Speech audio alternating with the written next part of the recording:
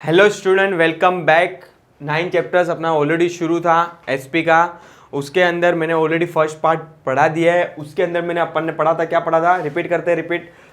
Depository system क्या होता है उसका मीनिंग पढ़ा था, इंट्रोडक्शन ऑफ डिपॉजिटरी सिस्टम पढ़ा था और बेनिफिट ऑफ डिपॉजिटरी सिस्टम पढ़ा था। आज अपना टारगेट होगा कंस्टिट्यूशन ऑफ डिपॉजिटरी सिस्टम और कंसेप्ट और term related to depository system. ये वाले पार्ट में 2 पार्ट्स पढ़ाने जाने वाला हूँ, 2 कंसेप्ट पढ़ाने जा रहा हूँ।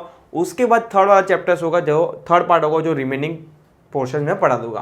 तो टिल टाइम प्लीज अपडेट रहना। और जिन्होंने अभी डायरेक्ट मेरा सेकंड पार्ट देख रहा है, रिक्वेस्ट है फ्रेंड्स, पहले मेरा फर्स्ट पार्ट देख लिए। डिस्क्रिप्शन में अंदर ऑलरेडी लिंक मैंने क्या कर दिया, दे दिया है। Constitution of depository system. All operation under the depository system is performed by the depository with the help of the constitution as explained below. Constitution of depository system देखते हैं क्या कंस्टिट्यूशन है, कौन कौन पार्टीज इन्वॉल्व होती है depository system के अंदर। फर्स्ट होता है डिपॉजिटरी खुद, डिपॉजिटरी पार्टिसिपेंट, उसको डीपी भी बोलते हैं। बेनिफिशियल ओनर मतलब शेयर होल्डर, और इश्यूअर कंपनी मतलब जो कंपनी शेयर इश्यू करती है वो। 4 पार्टीज इन्वॉल्व होती है किसके अंदर, डिपॉजिटरी सिस्टम के अंदर। सबको 1 बाय 1 एक्सप्लेन करता हूं मैं, क्या है डिपॉजिटरी, क्या होता है डिपॉजिटरी सिस्टम, क्या होता है बेनिफिशियल ओनर, क्या होता है और कंपनी क्या होता है। The depository, it is an organization like a central bank where the security are held in electronic form at a investor request. मतलब ये किसकी बात कर रहा है, एनएसडीएल और सीडीएसएल की बात कर रहा है। These are the like a central bank. Central bank मतलब आरबीआई की तरह क्या करता है, काम करता है। It is also provided different services related to different transaction in such a security. It is responsible for safekeeping of the investor security. They are the responsible of the security of the investor. मतलब अगर कुछ भी गड़बड़ होता है investor के security के अंदर तो रिस्पॉन्सिबल कौन होगा, डिपॉजिटरी होता है। There is no direct access to the investor with the depository. मतलब आप डिपॉजिटरी के अंदर डायरेक्ट अकाउंट नहीं खोल सकते। जैसे कि आरबीआई के अकाउंट में कोई डायरेक्ट अकाउंट खुलता नहीं है, आपको किसके थ्रू जाना पड़ता है, नॉर्मल कोऑपरेटिव बैंक या तो कमर्शियल बैंक के थ्रू जाना पड़ता है।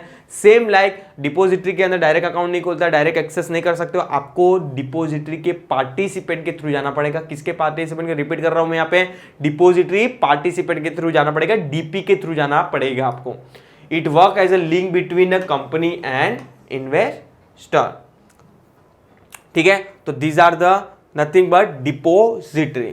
सेकेंड है डिपॉजिटरी पार्टिसिपेंट कौन होता है, what is the depository participant, अपन ने ऑलरेडी पढ़ा था। these are the like agent, वो एक एजेंट का रोल प्ले करता है जो डिपॉजिटरी और इन्वेस्टर के बीच वाला बंदा होता है, जिसको बोलते हैं depository participant. It is a agent of the depository. Depository is a register under the SEBI Act. It enjoy the right and obligation as specified under the SEBI depository participant regulation act 1996। इसको सब rules and regulation क्या करना है, follow करना है, जो सेबी ने बनाया है वो। It is a intermediate appointed by the depository. DP act as a link between depository and investor. मैंने तुम लोग को अभी जस्ट बोला कि वो एक क्या है, एक लिंक है किसके बीच में, डिपॉजिटरी और इन्वेस्टर के बीच में। बिकॉज अपन ने डिपॉजिटरी के अंदर पढ़ा था कि इन्वेस्टर डायरेक्ट एक्सेस नहीं कर सकता डिपॉजिटरी को, उसको डिपॉजिटरी पार्टिसिपेंट के थ्रू जाना पड़ेगा। It directly deal with the customer.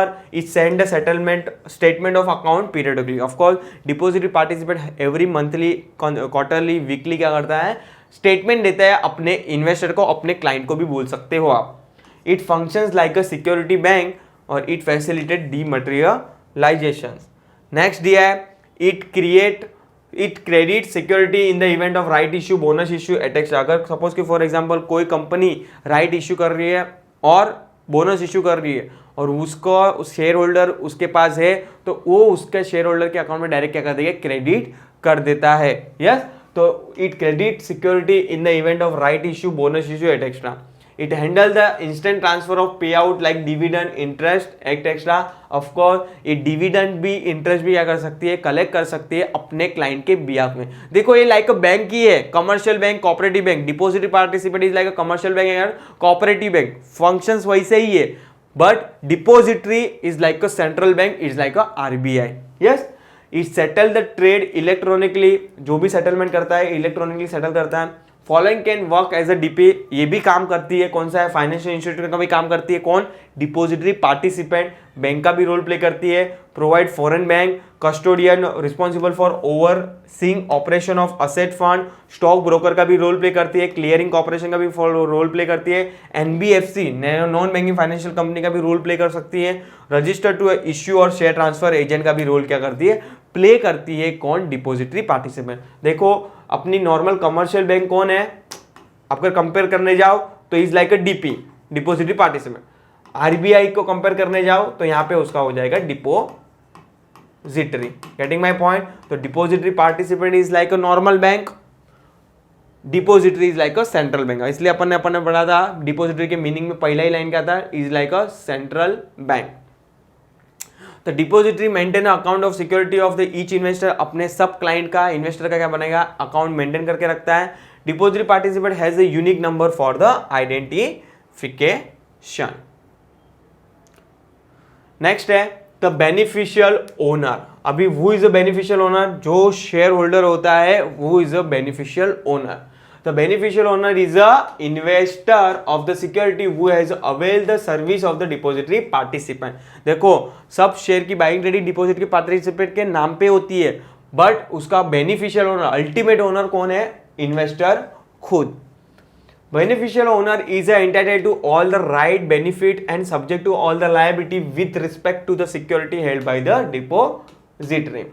The beneficial owner can also called as a client of the depository and depository participant। मैंने तुम लोग पहले बोला कि भाई उसको क्लाइंट भी बोल सकते हो आप। Beneficial owner or clients is required to open a demat account with the DP for electronic holding of security। Beneficial owner has to pay the charge to the DP for availing the service of the DP। Of course आपने अपने stock broker को क्या करना पड़ेगा, charges जो भी होता है, डिपोजिट पार्टीज को क्या करना है, चार्जेस जो भी होता है वो क्या करना पड़ता है, पे करना पड़ता है। आप वो भी बोल सकते हो कमीशन, या तो ब्रोकरेज भी बोल सकते हो आप। Beneficial owner is given the unique account number in which the security are है। और इश्यूअर कौन होता है, issuer is nothing but company, जो कंपनी शेयर इश्यू करती है उसको बोलती है issuer company। It means the company which issue share security which are dematerialized and it must be registered with the depository। ये कंपनी भी डिपोजिटरी के पास क्या होगी, रजिस्टर होगी। डिपोजिटरी मतलब NSDL और CDSL, ठीक है। तो these are the nothing but आप बेसिक कंसेप्ट दिया है और कॉन्स्टिट्यूशन दिया है कि कौन कौन पार्टीज इन्वॉल्व होती है डिपोजिटरी सिस्टम के अंदर। डिपोजिटरी समझा अपन ने, डिपोजिटरी पार्टिसिपेंट समझा, बेनिफिशियल ओनर समझा और द इश्यूअर कंपनी अपन ने समझा। नेक्स्ट पढ़ते अपन क्या है, टर्म रिलेटेड टू द, या तो concept related to the depository system. पढ़ते हैं concept and term related to the depository system. पहला ये डीमटेरियलाइजेशन, उसको शॉर्ट में बोलेंगे demat. Demat is a process whereby the client can get a physical certificate converted into the electronic mode. Demat को explain करना है मुझे one line में, मतलब जिसके पास फिजिकल सर्टिफिकेट है, अगर उसको इलेक्ट्रॉनिक फॉर्म में क्या करना है, कन्वर्ट करना है, तो उसके पास डीमेट अकाउंट होना जरूरी है। वो प्रोसेस को क्या बोलूंगा, डीमटेरियलाइजेशन प्रोसेस भी बोल सकता हूं। The client has surrender the certificate along with the demat request form. The DP forward this to the depository, who in turn forwarded to the issuer. After confirmation from the issuer, the depository will credit the security in the demat with the DP। मतलब आपको demat request form भरना है, DP forward this depository to the depository. क्या करता है कि आपको form भर के डिपोजिटरी पार्टिसिपेंट को देना है, वो डिपोजिटरी देगा, वो कंपनी के साथ कंफर्म करेगा, उसके बाद ही आपके अकाउंट में क्या करेगा, क्रेडिट करेगा वो शेयर्स। उसको पूरी प्रोसेस को क्या बोलूंगा, डीमटेरियलाइजेशन प्रोसेस भी बोल सकते हो आप। अभी उसका उल्टा क्या है सर, रीमटेरियलाइजेशन। उसका उल्टा कि भाई जिसके पास ऑलरेडी इलेक्ट्रॉनिक फॉर्म में क्या है, शेयर है, सिक्योरिटी है, उसको अगर फिजिकल मोड में क्या करना है, कन्वर्ट करना है, उसको मैं क्या बोलूंगा, रीमटेरियलाइजेशन। नथिंग बट शॉर्ट में बोलूंगा remat. Remat is a process whereby the client can get his electronic security holding converted into the physical share certificate. मतलब जिसका ऑलरेडी इलेक्ट्रॉनिक के अंदर है उसको फिजिकल में कन्वर्ट करना है, तो उसको वो प्रोसेस को क्या बोलूंगा, रीमटेरियलाइजेशन बोलूंगा। The client has to give the return request form RRF मतलब remat request form to the DP। The DP forward the RFF to the issuer and the depository। The issuer print the certificate and send them to the client and simultaneously confirm the acceptance of remittance request to the depository. The depository via the DP debit the account of the client with the security. मतलब same process है, खाली form का नाम change हो जा रहा है. यहाँ पे कौन सा था, डीमेट रिक्वेस्ट फॉर्म, यहाँ पे है रीमेट रिक्वेस्ट फॉर्म. यहाँ पे शॉर्ट में बोलते हैं DRF और इधर बोलते हैं RRF. बाकी प्रोसेस सेम है. किसका, डीमटेरियलाइजेशन का है, रीमटेरियलाइजेशन का. ठीक है. नेक्स्ट है fungibility. Sir what you mean by fungibility. देखते क्या लिखा है. In financial term fungibility means the state of being interchangeable. Some financial asset are fungible while some are the not fungible. Example, land is not fungible as very unit of land has unique quality which add to or reduce its value. Currency note is a fungible as there is a no difference between two currency note of the same value. मतलब फंजिबिलिटी का मतलब यहाँ पे क्या दिया है कि भाई वैसी कोई चीज जो सेम अमाउंट में आप क्या कर सकते हो, कन्वर्ट कर सकते हो और सेम प्राइस में, उसको बोलेंगे फंजिबल. देखो क्या पे लिखे रहे, वापस से मैं रिपीट कर रहा हूं. In financial term fungibility means the state of being interchangeable. मतलब ऐसी कोई चीज है जो इजीली इंटरचेंजेबल कर सकते हो. जैसे कि फॉर एग्जांपल 10 रुपए का कॉइन और 10 रुपए का नोट आपको इंटरचेंजेबल कर सकते हो. यस, बिकॉज दोनों 10 रुपए का क्या है, वैल्यू सेम है. बट लैंड और अमाउंट में कन्वर्ट नहीं कर सकते हो, कंपेयर नहीं कर सकते हो, बिकॉज एवरी लैंड की अलग अलग क्वालिटी होती है, क्वांटिटी होती है. ठीक है. Similarly, security issued by the same company of the same class have a same value no matter who owns them. The security held in demat or electronic form are fungible. They are interchangeable, substitute and cannot be distinguished from the each other.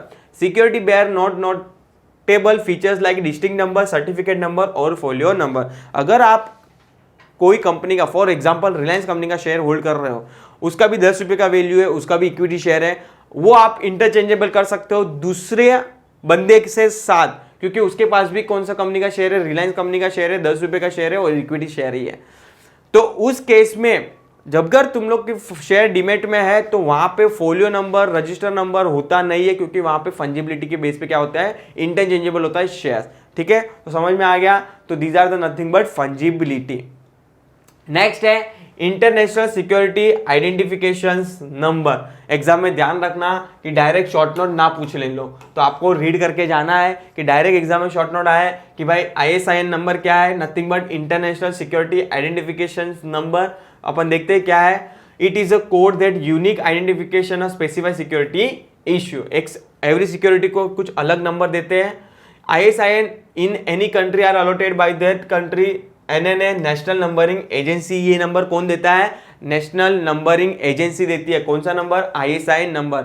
सब security का अलग अलग ISIN number होता है. ISIN is a standard numbering system which is accepted by globally. एक globally accepted है. अगर foreigner भी अपने इंडिया का शेयर परचेस कर रहे हैं और अपन इंडियन भी फॉरेन कंपनी का शेयर परचेस कर रहे हैं तो सेम ISIN नंबर ही होता है, ग्लोबली एक्सेप्टेबल है.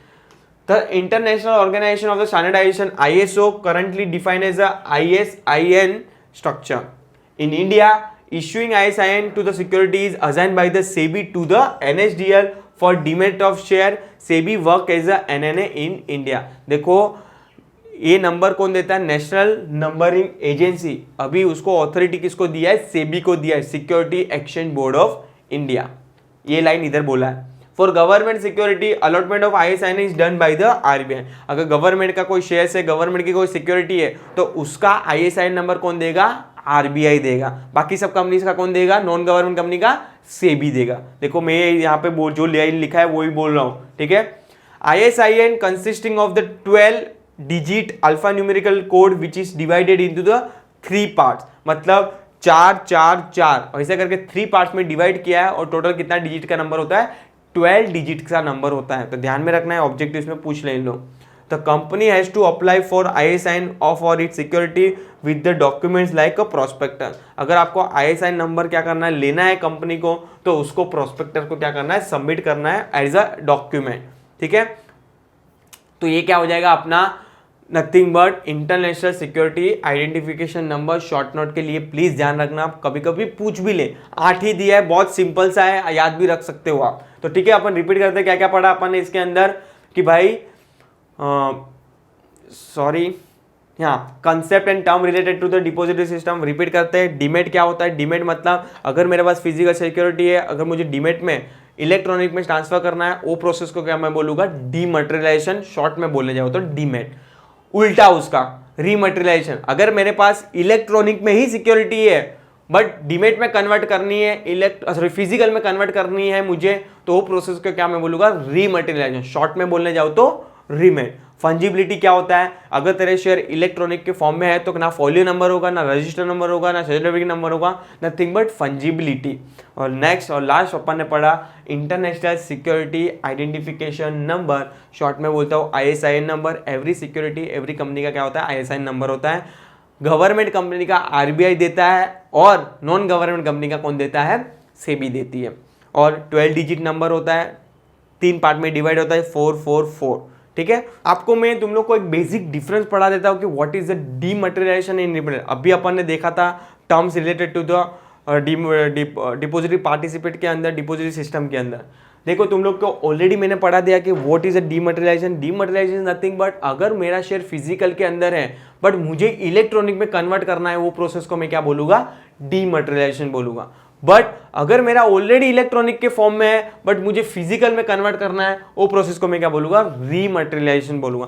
बेसिक डिफरेंस देख लेते हैं, एग्जाम के पॉइंट ऑफ व्यू से बात करूं तो पूछ भी ले लो। ठीक है, वन बाय वन अपन देखते हैं। देखो आपके चैप्टर्स के अंदर ही पीछे दिया है, देखते हैं meaning. Process of converting a physical certificate of security into electronic mode is called dematerialization. It is a process of conversion of electronic form of security into physical form is called as a rematerialization.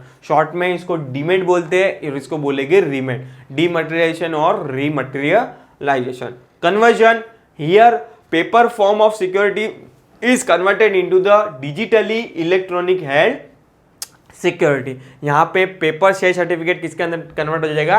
Electronic के अंदर। यहाँ पे electronic record are converted into the physical या तो paper form of security.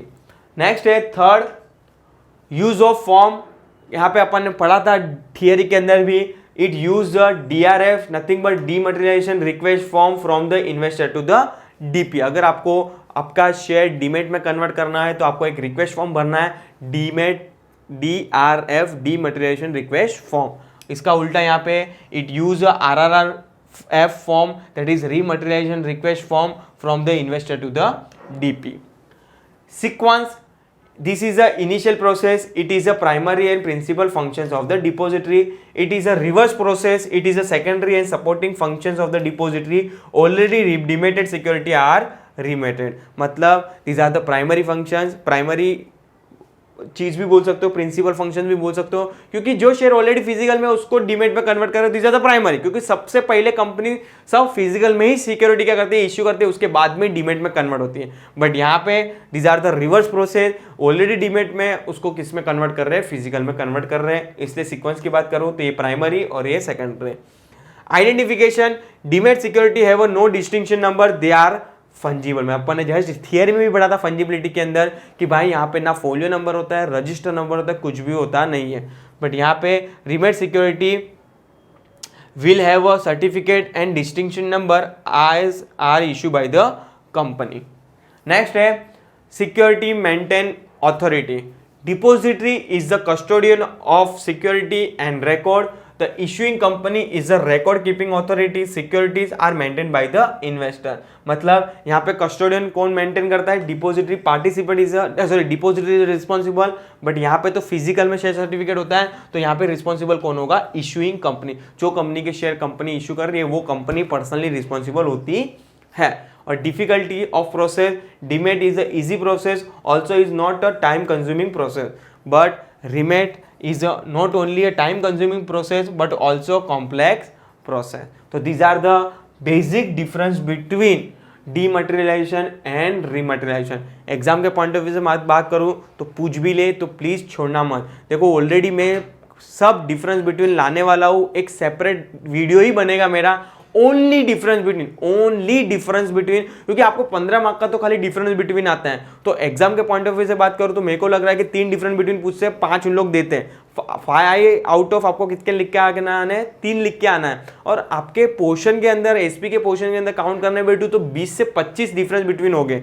तो वो 20 से 25 question पढ़ के आप क्या कर सकते हो, अपना मार्क्स स्कोर कर सकते हो 15 मार्क्स। तो ठीक है, तो ऑलरेडी मैं नया वीडियो लाऊंगा, जो मेरा सेपरेट वीडियो होगा, जो खाली डिफरेंस बिटवीन पे होगा। ये तो ठीक है, चैप्टर्स चल रहा है तो उसके साइड बाय साइड आपको पढ़ा दे रहा हूँ। ठीक है, तो यहाँ पे ये वाला पार्ट मैं क्या कर रहा हूँ, वाइंडिंग अप कर रहा हूँ। नेक्स्ट वाला पार्ट आएगा, जो भी लाया होगा मेरा पार्ट, वो लास्ट पार्ट होगा। और वहाँ पे अपना 9 चैप्टर जो है डिपोजिटरी सिस्टम क्या हो जाएगा, खत्म हो जाएगा। तो till time please guys update रहिए चैनल को, और जिन्होंने अभी भी चैनल को सब्सक्राइब नहीं किया है, रिक्वेस्ट है फ्रेंड्स, चैनल को क्या करें, सब्सक्राइब करें। Thank you so much.